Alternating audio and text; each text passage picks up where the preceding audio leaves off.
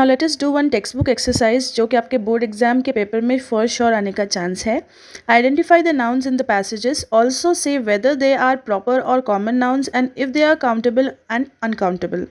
So in total there are 3 passages. इन तीनों भी पैसेजेस में से हमें पहचानना है कि कौन सा वर्ड जो है कौन सा टाइप का नाउन है. या तो वो प्रॉपर नाउन हो सकता है, कॉमन नाउन हो सकता है, काउंटेबल हो सकता है जिसे हम गिन सकते हैं, या फिर अनकाउंटेबल जिसे हम गिन नहीं सकते. So let us see the paragraph 1. Our sun is in fact a rather unimportant member of a huge system of stars or galaxy consisting of at least 100,000 million stars. We can see a part of this galaxy stretching across the sky as a pale white band of stars called the Milky Way. In India, it is sometimes called the heavenly Ganga. तो इस paragraph में कितने nouns है उसे मैं underline कर देती हूँ आपके लिए. फर्स्ट वर्ड है सन. सन एक खास नाम है जो कि सूरज को दिया गया है, तो वो एक प्रॉपर नाउन हुआ. सेकंड वर्ड है मेंबर. मेंबर एक तरह का कॉमन नाउन है. अब क्योंकि मैंने मेंबर का नाम यहाँ पर नहीं लिया, अगर नाम ले लिया होता तब वो प्रॉपर नाउन होता, लेकिन यहाँ पर सिर्फ मेंबर है इसलिए वो कॉमन नाउन है. थर्ड है सिस्टम. अब सिस्टम कोई भी सिस्टम हो सकता है तो वो कॉमन नाउन हो गया, सिस्टम का नाम नहीं है यहाँ पर. फिर फोर्थ है स्टार्स. स्टार्स अगेन हमें स्टार्स का नाम यहाँ पर नहीं लिखा है तो वो कॉमन नाउन हो गया फिर से. गैलेक्सी कोई भी गैलेक्सी हो सकती है तो कॉमन नाउन. स्काई कोई भी स्काई हो सकती है तो it's common noun. Milky way. Milky way एक खास नाम है जो कि हमारे यूनिवर्स को दिया गया है तो वो प्रॉपर नाउन है. इंडिया. इंडिया एक स्पेशल नाम है जो कि हमारी कंट्री का है तो एक प्रॉपर नाउन है. गंगा अगेन एक स्पेसिफिक नाम है, स्पेशल नाम है जो कि रिवर को दिया गया है, so it is proper noun. तो यहाँ पर आप आंसर्स चेकआउट कर सकते हो. Let us see the next paragraph now. In the Bazaars of Hyderabad is a popular lyric by Sarojini Naidu which romanticizes the common man's pursuits and aspirations. The setting here is the crowded marketplace of Hyderabad and the poem seems to be a dialogue between customers and the vendors of the bazaar. The poem invokes the rich colors, smells, sounds and taste of a rich and varied cultural milieu. The poem also has a political backdrop. During the freedom struggle, the Congress launched the Swadeshi movement, urging Indians to boycott cheaply manufactured British products and to rely on Indian bazaars. The colonial administration had banned the publication of Indian newspapers, and Naidu cleverly used her poems to propagate these ideas. Now let me underline all the nouns for you. So first word is bazaars of Hyderabad. So ये specific Hyderabad के ही बाज़ार्स की बात हो रही है तो ये proper noun है. सेकंड है सरोजनी नायडू. ये स्पेसिफिक पर्सन का नाम है तो प्रॉपर नाउन है. फिर थर्ड है परसूट्स. अब परसूट्स कहते हैं जनरल एक्टिविटीज़ को, जैसे कि हॉबीज़ हो गए, इंटरेस्ट हो गए, तो वो सब चीज़ें तो कॉमन होती हैं इसलिए common noun. Fourth is aspirations. So aspirations भी जनरल होते हैं, जैसे कि जनरली लोगों के जो डिज़ायर्स होते हैं, एम्बिशंस, गोल्स, तो ये सब जनरल में आते हैं. So aspirations is a common noun. Then market place, any market place, so it's a common noun. Hyderabad specific जगह का नाम है तो प्रॉपर नाउन है. देन डायलॉग, कोई भी डायलॉग हो सकता है तो कॉमन नाउन है. कस्टमर्स, कोई भी कस्टमर हो सकता है तो कॉमन नाउन है. वेंडर्स, कोई भी वेंडर, सो कॉमन नाउन. बाजार अगेन कॉमन नाउन. पोएम, कोई भी पोएम हो सकती है तो कॉमन नाउन. कलर्स, कोई भी कलर हो सकते हैं तो कॉमन नाउन. स्मेल, कोई भी स्मेल हो सकती है so it is again common noun. Sound and taste भी कॉमन नाउन है. देन मिल्यू, मिल्यू कहते हैं एनवायरनमेंट को या फिर सेटिंग को, तो कोई भी सेटिंग हो सकती है तो it's a common noun. Backdrop, कोई भी बैकड्रॉप हो सकता है यानी कि कोई भी सेटिंग हो सकती है so it's a common noun. Then freedom, freedom is an uncountable noun because वो एक जनरल आइडिया होता है, कॉन्सेप्ट होता है जिसे हम काउंट नहीं कर सकते. स्ट्रगल अगेन कोई भी डिफ़िकल्टी हो सकती है जो कि एक इंसान फेस करता है तो वो कॉमन नाउन में ही आता है.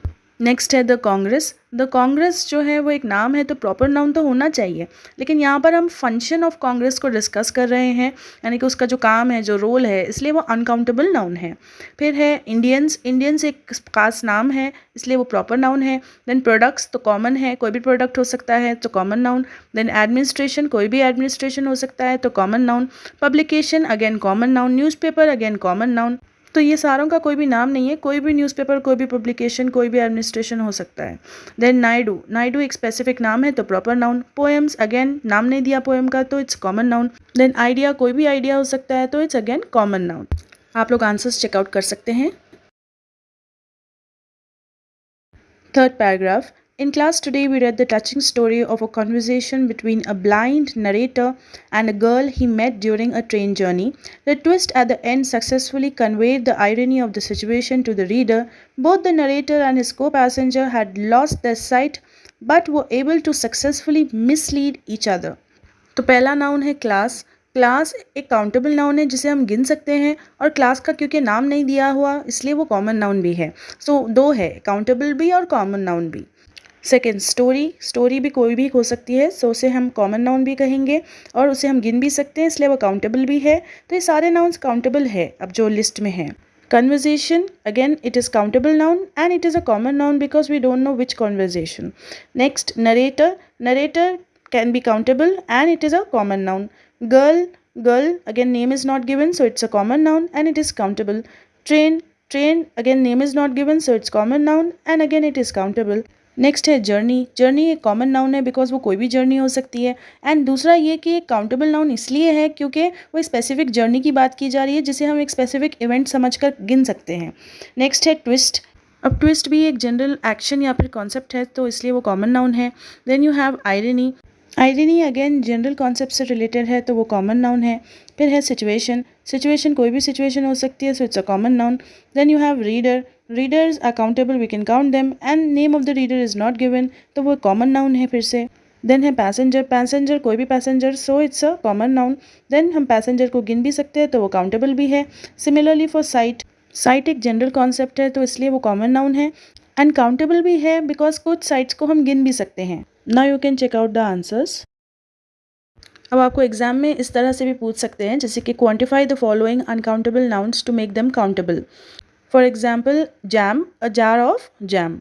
तो जितने भी वर्ड्स यहाँ पर बॉक्सेस में दिए गए हैं हर वर्ड को आपको काउंटेबल बनाना है क्योंकि ये सारे नाउन्स अनकाउंटेबल है। कॉफ़ी को हम लोग गिन नहीं सकते, एक कॉफ़ी दो कॉफ़ी, तो हमें कोई भी नाउन को इसके साथ ऐड अप करना होगा। जैसे कि अ कप की मदद से हम कॉफ़ी को मेजर कर सकते हैं तो कॉफ़ी चेंज हो जाएगा to a cup of coffee, bread change हो जाएगा to a slice of bread, wood change हो जाएगा to a piece of wood, money to a sum of money, butter a pat of butter, chocolate a bar of chocolate, juice a glass of juice, information a piece of information, glue a tube of glue, petrol a liter of petrol, sugar a spoonful of sugar, chips a bag of chips कह सकते हो या फिर a packet of chips, toothpaste a tube of toothpaste, detergent a box of detergent, luggage a piece of luggage, cable a roll of cable या फिर a spool of cable।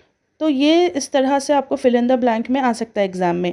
तो आप ये कुछ 16 है ये याद रख लो, इनमें से कोई भी वर्ड आ जाए तो उसका लगा देना आप। जैसे कि स्लाइस ऑफ ब्रेड है, अगर ब्रेड वर्ड आ जाए तो अ स्लाइस ऑफ ब्रेड करके उसे काउंटेबल नाउन बना सकते हैं। So these are the answers, you can check it out. Total 16 है, इसको अच्छे से याद रख लो एग्जाम के लिए।